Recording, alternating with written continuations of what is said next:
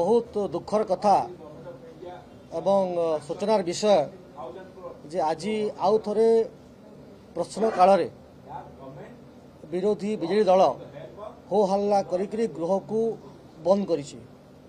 एवं लोकंकर जेतेबेले स्वार्थ संबलित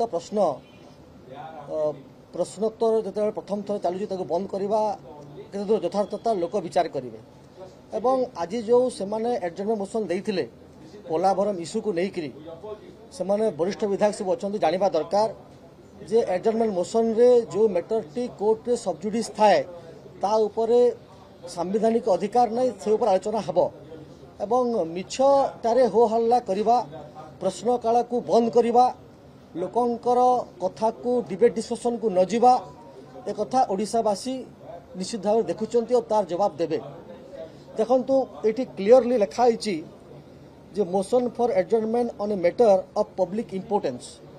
सेठी रूल 60 रे क्लियरली पॉइंट 7 लिखा आइछि the motion shall not deal with any matter which is under adjudication by the court of law यदि court of law रे कोनोसी मैटर अछि एवं पोलाभरम रो विषय रे जो कथाटा अछि सेटा सुप्रीम कोर्ट रे एबे मैटरटा अछि पेंडिंग अछि सही समय रे विरोधी बिजेडी दल किभली भाव में कथाटा को एडजर्नमेंट मोशन देइछंती एवं आलोचना करि चाहुचंती ता बुझा पड़ू नाही एवं केवल